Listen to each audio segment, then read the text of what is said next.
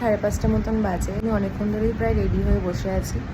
Pre wedding shoot আছে, client আসলে পরে তারপর বেরোবো।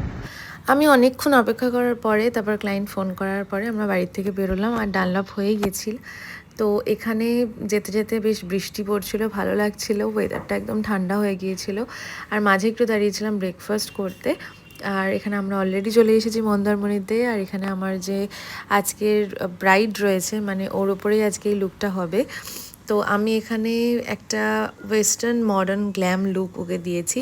আর মেকআপটা এরকমভাবেই করেছি যাতে সারাদিন রোদে শ্যুট হবে, মেকআপটা যেন কোনোভাবে মেল্ট না হয়। ভীষণ ফ্ললেস আর গ্লোই লাগছিলো। আর এই আউটফিটটাতেও ওকে ভীষণ সুন্দর মানিয়েওছে ওর টোন অনুযায়ী।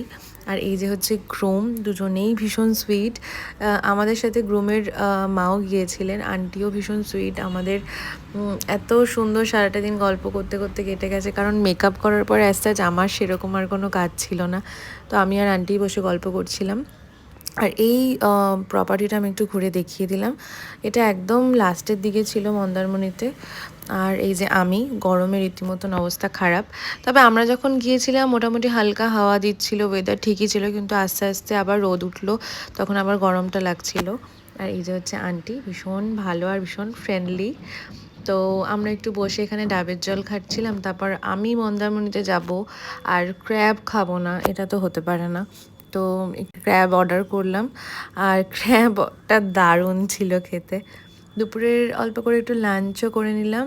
লাঞ্চ করার পরে সেকেন্ড লুক এটা, আজকের মতো লাস্ট লুক। আজকেই আমরা আবার কলকাতা ফিরে যাব। মন্দারমণিতে বছরে 2-3বার তো যাওয়া হয়, কিন্তু এরকম দিনের দিন ব্যাক করা যায়, এটা প্রথম এক্সপিরিয়েন্স হলো। সাথে খুব সুন্দর কাজও হলো, খাওয়া দাওয়া হলো, আর ভীষণ ভালো এক্সপিরিয়েন্সও হলো।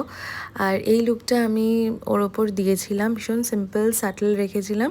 তোমরা জানিও কীরকম লাগলো। বাই।